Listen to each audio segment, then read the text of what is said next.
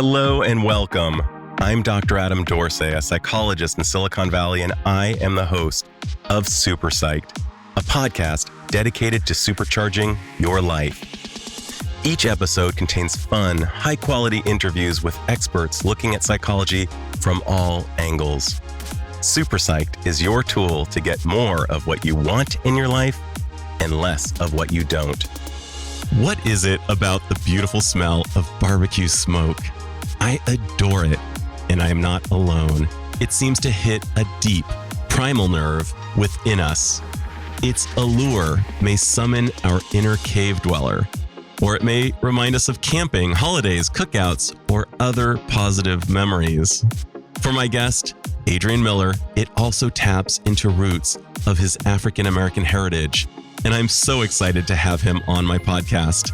Adrian is a legitimate Renaissance man. After graduating Stanford, he got his law degree from Georgetown, became a special assistant to President Bill Clinton, later became a certified barbecue competition judge. He won a James Beard Award for his scholarship as an author of one of his several books. And as a deeply spiritual man, he serves on the Colorado Council of Churches. I was particularly interested in his latest book, Black Smoke, which Kirkus Reviews describes as an essential reader for history buffs and barbecue lovers alike. So join Adrian and me as he reveals the psychological, historical, cultural, and technical aspects of barbecue. Adrian Miller, welcome to Super Psyched. So good to be with you. Man, I am so excited about this book. I was telling you earlier that I was sitting on a farm with my friend Shoshana, and she asked me, Adam, have you read Black Smoke? And I said, no. And I started geeking out to it and geeking out to you and getting to know who you are. And it has been such a dreamlike exploration to get to know your work and just what got you into this. I'm just so grateful for you for having contributed your voice to the world of barbecue.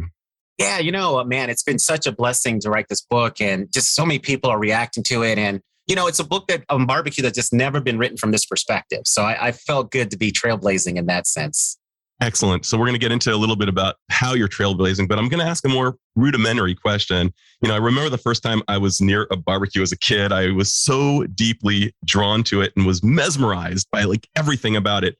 There's something so primal about smoke.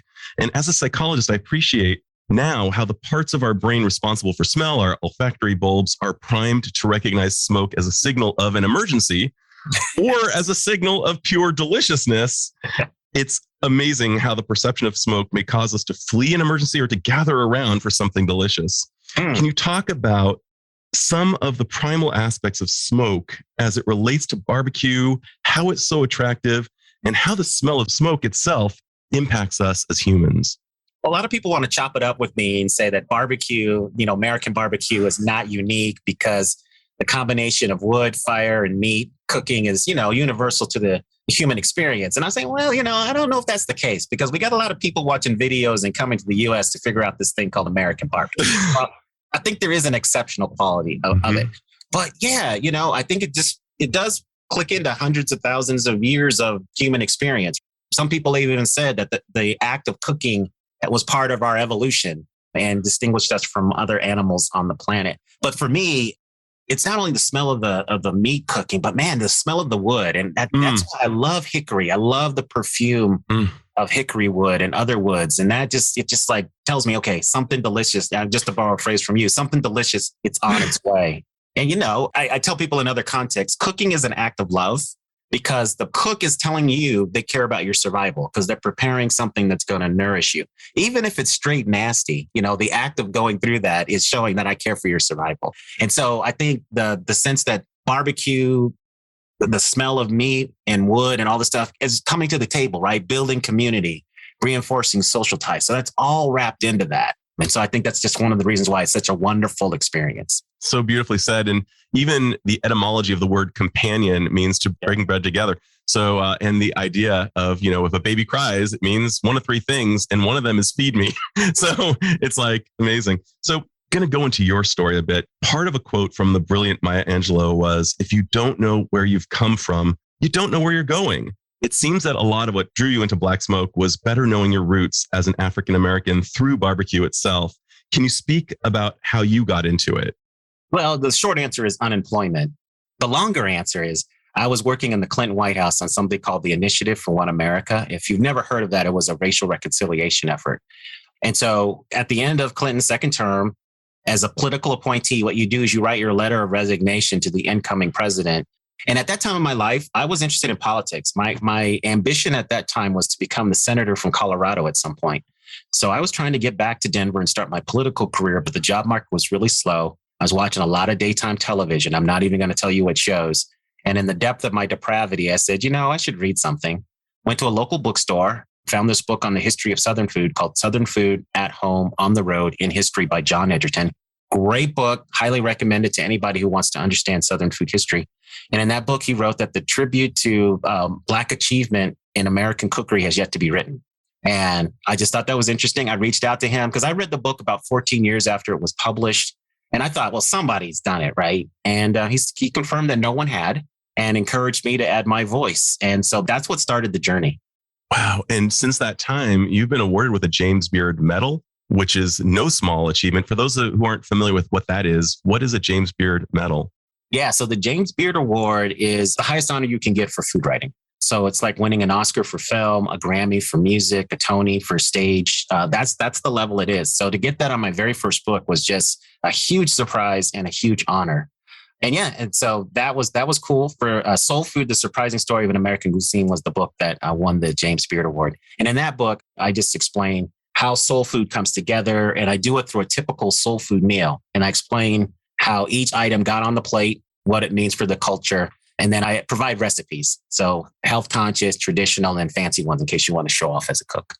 Wonderful. And one of the things that you've highlighted African-American cooks in the White House and the history of that in one of your books. And in Black Smoke, one of the things that you're trying to do is really let the public know the African-American roots of this American barbecue we've come to love and may not recognize.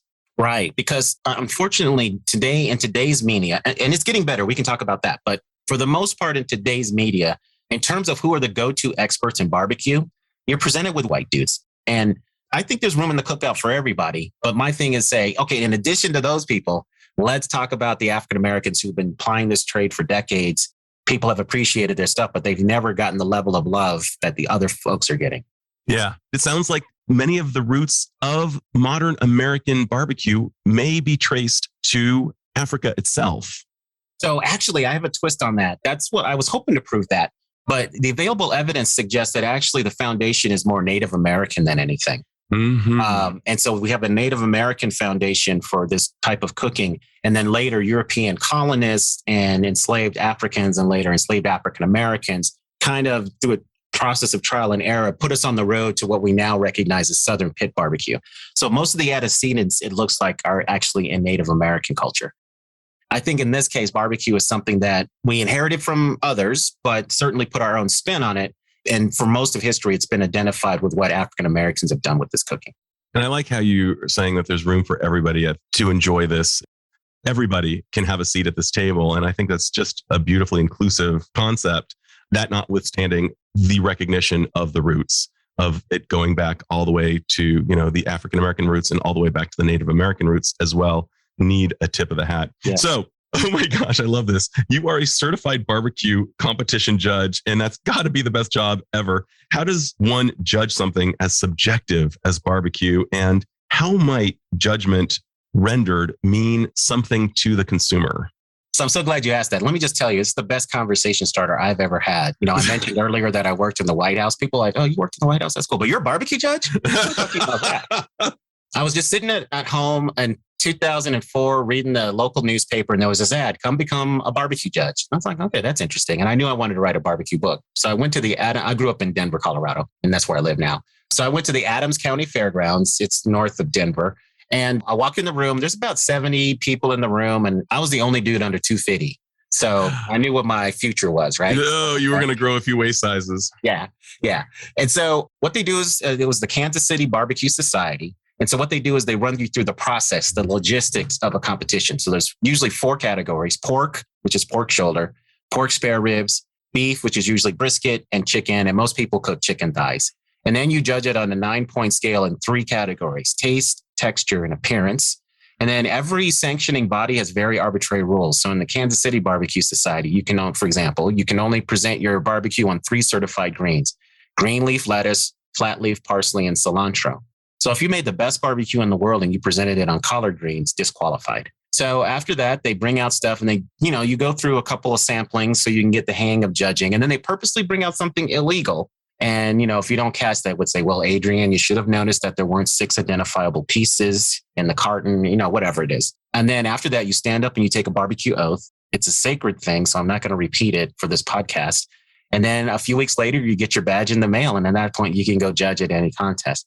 Now, here's the thing. When I became a judge, there wasn't many of us. I was judge number 2,625 in the Kansas City Barbecue Society. Now, there's so many judges that in order to judge a contest, it's like winning a lottery. You have to be sitting at your computer when they open it up for registration. And if you don't make it, you're just on the waiting list for months. You probably will never get off of it. And I also wonder, when you're sampling so many things, how can you still get that kind of objective first taste? Because you're kind of maybe a bit full as you're... Well, the experienced judges know that because you know how much you're going to get 1.5 pounds of meat in 90 minutes. So the most experienced judges just take a little bite, do their critical assessment, and then move on to the next one. And you're allowed to bring, sandwich bags and a cooler to take leftovers later. And that's what most people do. Because, you're right. You're going to get a lot of food. You don't want to punish the people in the last category. Exactly. Like they could be the best and you're just kind of like, I'm kind of... Yeah, because you're getting your grub on. I will have to say this. See, what happens on the competition circuit is that once somebody wins, other people try to mimic what that person does. So believe it or not, a lot of the barbecue I tasted was pretty homogenous. It was kind of hitting the same flavor notes, had the same look, things like that. And, it's just one of those things, risk reward, right? You could try to do something different, but if people aren't feeling it, a low score, that can be the difference between first and 20th. So there's a lot of pressure to kind of be homogenous in this context. So it's just interesting. It's just a world unto itself. I was appreciating Rashid, one of the guys who competed in, you're nodding, he's from Jamaica, and he decided to really change things up in a particular competition on Netflix. And sometimes that really works. It's a very big risk. And that's awesome. So, one of the things that I know humans don't ordinarily like is being patient. And patience and delayed gratification seem to be a big part of barbecue. Home barbecue chefs will often wake up at 1 a.m. to start their smoke in order to have the perfect brisket for dinner. At popular barbecue joints, consumers will wait in line for hours. What is it about barbecue that makes people so willing to endure all of this? Well, because barbecue, really good barbecue is not easy. And so because it's not easy, it's a bit of a commodity, right? I mean, it's not something I'm talking about really good barbecue because we're awash with a lot of mediocre barbecue. So we're talking about the really good stuff that's hard to come by. And so most people will not spend that amount of time at home to cook this. So the only way you're going to get it is if you stand in line and go to a place, right? So I think that's what's feeding in. Because, I tell people, I joke with people all the time, barbecue people will often tell you how they make their barbecue because they're counting on your inner laziness and that you're not going to actually spend the time to do it. Now, more people are actually venturing down that path, but most people are not going to spend 8 hours, 10 hours, 12 hours. Yeah, who's going to get up at 1 o'clock in the morning? You got to be a certain kind of cat to get up at 1 a.m. to start cooking. Totally. And it's not going to be something you're going to do regularly, right? That's another reason why people are standing in line, because usually if somebody's going to do that, they're just doing it for a very special occasion. Holiday, family reunion, funeral, it's a very special occasion because somebody knows they're not going to do that on a regular basis. And if they're not doing it on a regular basis, they're not clocking the hours for expertise.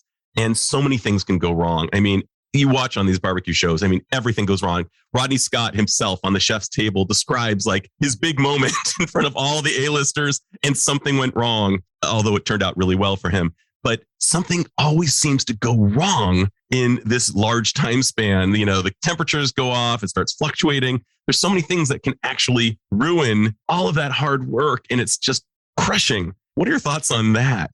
Yeah, I've experienced that because you're learning. And the key to barbecue is fire management. You have to really just understand that most importantly.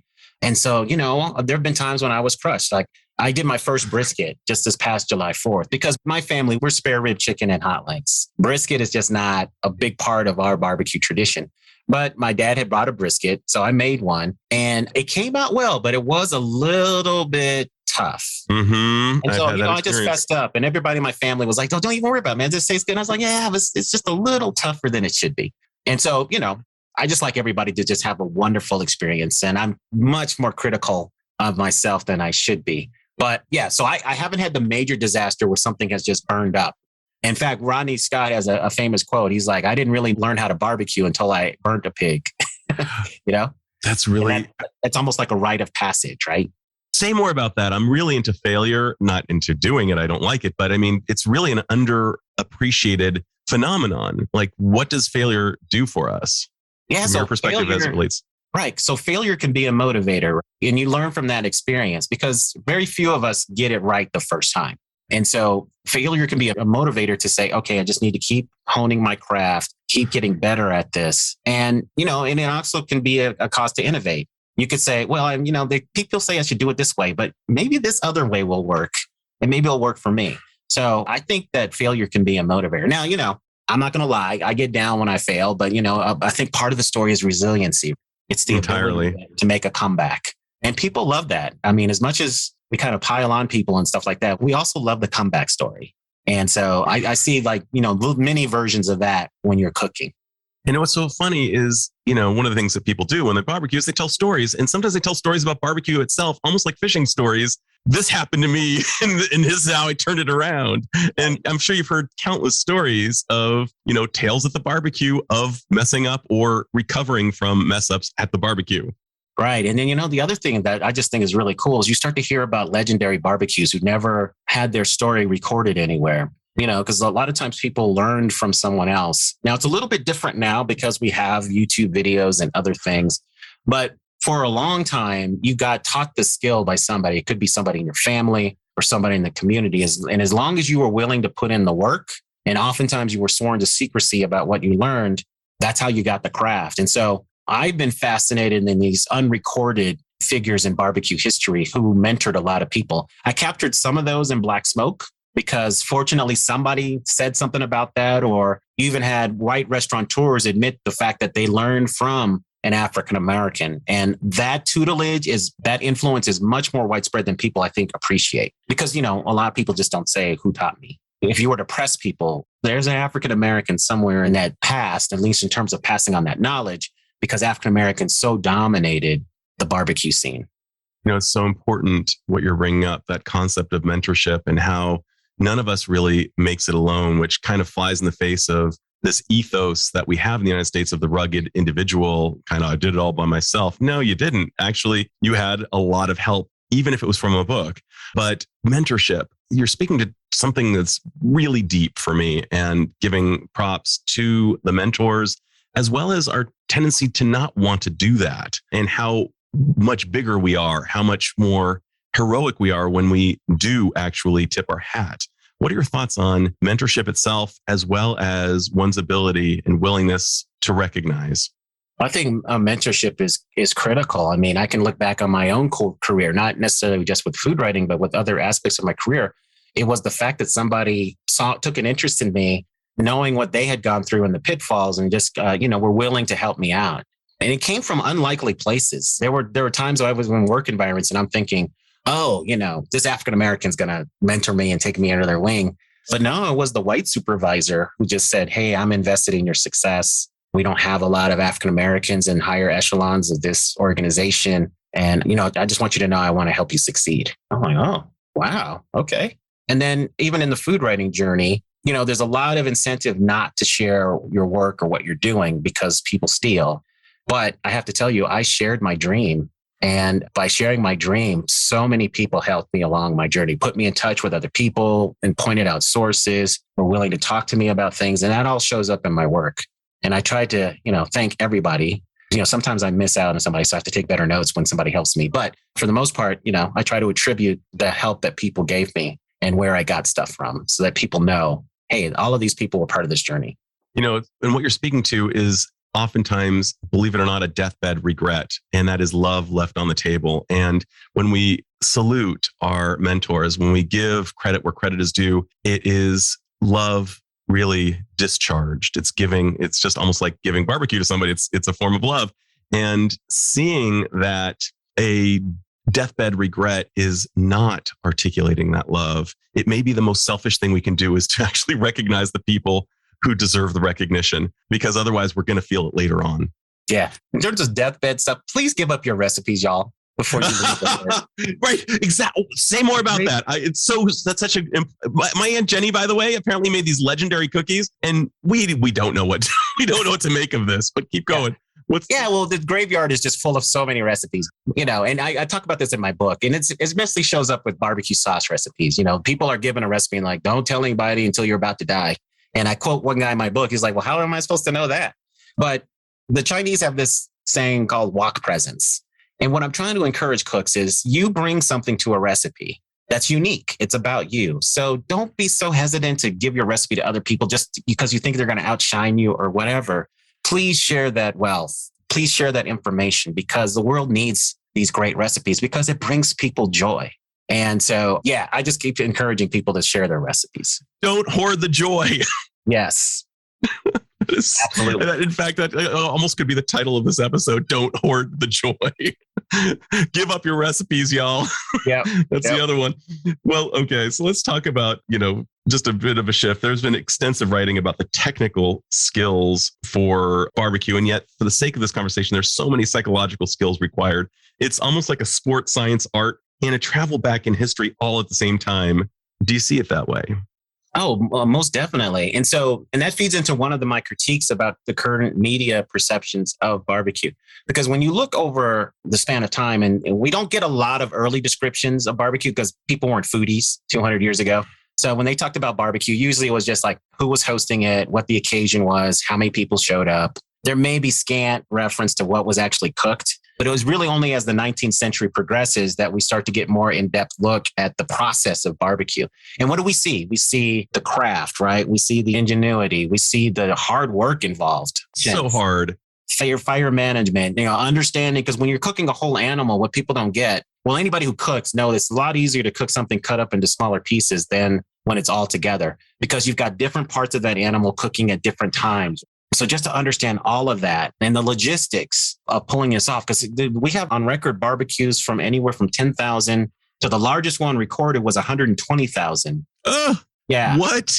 Yeah. 1923 in Oklahoma, the incoming governor wanted to have an inaugural barbecue, and that's the largest one on record. Unbelievable. Yeah. So, all of that stuff is wrapped into it. So now when African Americans were doing that work, it was appreciated, but it wasn't celebrated with celebrity status and fanfare the way it is now.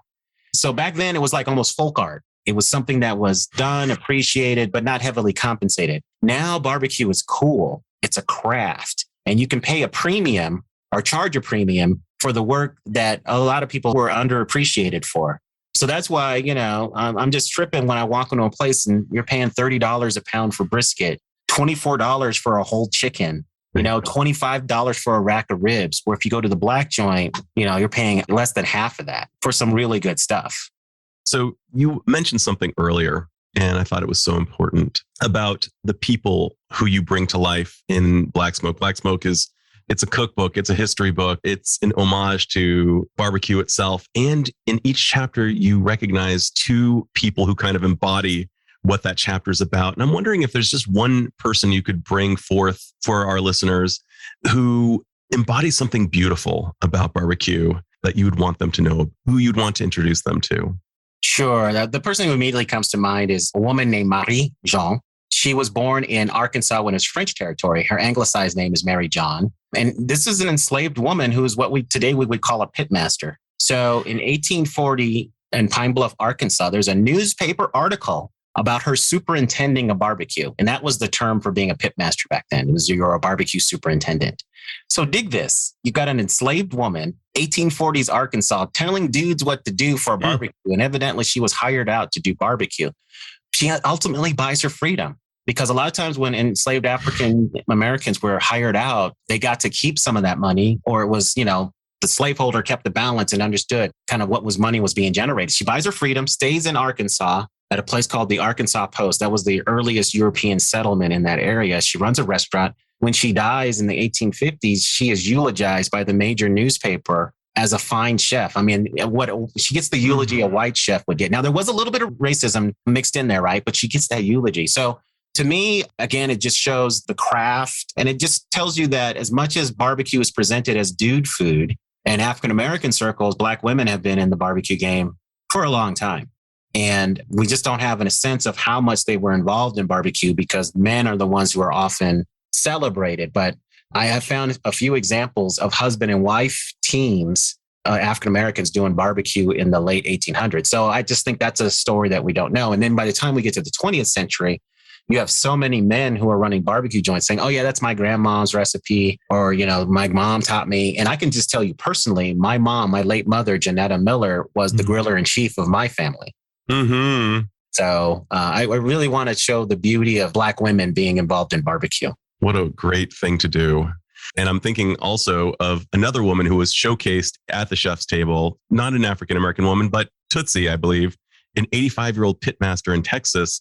And they're describing, as you were saying earlier, like this is not easy work. I mean, this is going to cause you to sweat and palpitate, and it's going to be a serious, serious demand on your body and brain.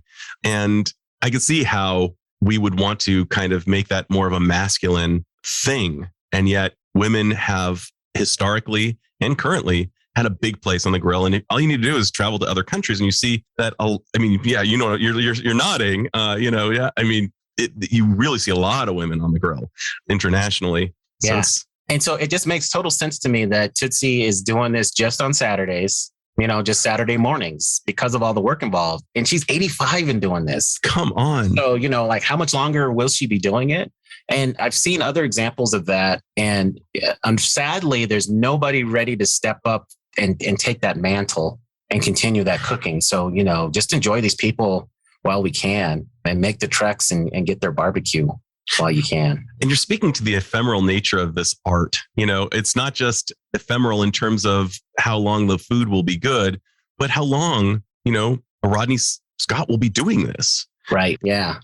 And one of the things that you also talk, I love that you talk about is I love barbecue sauce. And I think barbecue slathered in it is fantastic. And you're talking about how there's kind of like this rush to like remove the sauce and come on, why remove the sauce? Exactly. And this is, I think, a function of fine dining chefs having a role in barbecue and just other people from other traditions. And so I'm going to go out on a limb and say, if you told an African-American, hey, barbecue should be unsauced, they would say, says who? I've been to places, Black-owned places, barbecue joints, where I got a plate of my barbecue and it was an ocean of sauce with little islands of meat poking through. That just shows you how much barbecue sauce is a calling card. And, a lot of people are like, well, anybody can cook the meat. It's really making the sauce. And that's why you rarely get barbecue sauce recipes out of people, because unlike cooking the meat, you can actually make the sauce. That's interesting. So that's why people are tight-lipped. And I believe on page 37 of your book, you give a honey sauce recipe that looks amazing. And I cannot wait to put it in my saucepan. So you kind of were talking about the idea that the future of barbecue, it not only includes various ethnicities, but also includes things beyond meat. And you and I both know that veggies grill really well and a whole host of things. I mean, there's nothing better than a potato on the smoker. But what do you see as some of the non-meat items that are going to show up in the future? Well, the future's already here. So one of the most popular substitutions or alternatives, I should say, has been jackfruit. Jackfruit is from Southeast Asia, and put in the hands of somebody who knows what they're doing, it can look, taste, and have the texture of pork. And so in a lot of traditional chopped pork, pulled pork preparations, you're seeing people use jackfruit. I've actually had this and it's good. Now, I've had plenty of bad jackfruit. Don't get me wrong. That's why I say in the hands of somebody who knows what they're doing. But there's that. You also have people taking roots like lotus root, burdock, cutting it and smoking it to look like a rib tip. There is somebody who reached out to me to say that they have created a plant-based version of burnt ends. They didn't tell me anything else. Yeah, they didn't tell me anything else. So, and I was supposed to get a sample and it never showed up. So we'll see. But yeah, so those are the things that are happening now. Now, that's the non-meat stuff. In terms of meat, The technology now exists where we can grow meat, at least the flesh, in a test tube, or we can 3D print it. And so, the questions are whether consumers will accept this. And if they do, it'll have a lot of implications for our current food system and for animal welfare. So will brothers and sisters be grubbing on impossible ribs in 10 years? I don't know, but it's a possibility. I love that. Well, from impossible to possible. So, you've seen lots of people in the barbecue world, both individuals and groups. It's been my perception that people may diverge in politics, religion, and a bunch of other ways, but at the barbecue, people can bond. It's as if barbecue has the potential to bring out the best from people, both individually and in groups. What's your perspective on this idea? Barbecue has a lot of fussing because we have all these regional styles and, restaurants and things. So I think that's part of the fun of it, right? Is just arguing about who does it the best. But I just think in our fragmented society, there are fewer and fewer places where we can come together.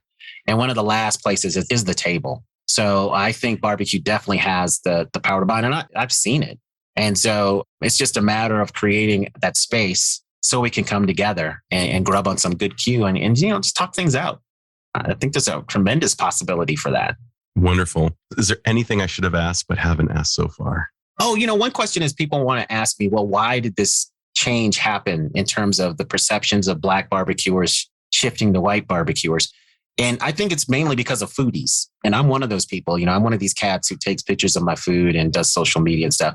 But in the late 80s, early 90s, this group of people emerged. They have a much more diverse palate than their parents' generation. They've got some money.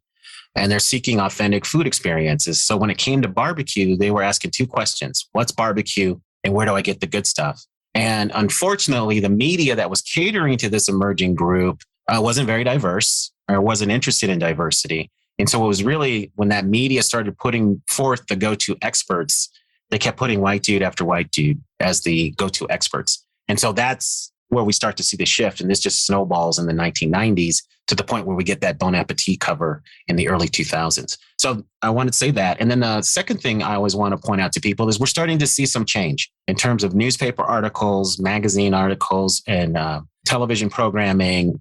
We're starting to see more African Americans show up on these shows. I mean, there's still much progress to be made, but at least we're starting to see changes. And also, I know several African Americans who have either cookbooks published right now or on the way.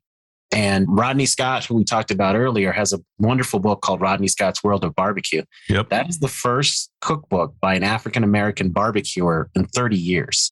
Wow. Now think about all of the cookbooks that come out every single year. Why hasn't an African-American gotten a cookbook deal? It's the same dynamic as the media in the early 90s. Not diverse, and they're thinking about who to give these deals to. They're just talking to other white people, and then other white people come up, instead of having a more expansive look and trying to tap talent from all over the place.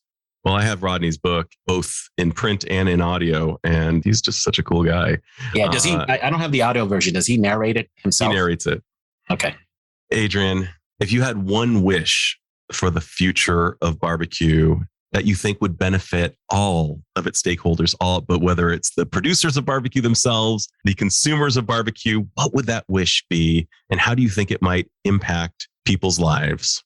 Yeah. My one wish is that we just had more sustainable ways of raising the meat for barbecue because of the impact on our planet. I think it would affect pricing and so many other things. So if we could just figure that out, I think that would have tremendous impacts on barbecue culture. Because the way that we're raising meat, consuming it, all of the stuff that, kind of the underbelly of barbecue right now it's just not good. And I do worry about the impact on our planet. And also the fact that a lot of African Americans or even low income consumers are being priced out of the barbecue market. And it's having an impact even on people running restaurants. And so it just doesn't seem like things are going to be sustainable long-term the way that we're currently operating. So if we could have more sustainability, it's just thinking about more sustainability and weaving that into barbecue culture and including restaurant culture, I think that would be a great development.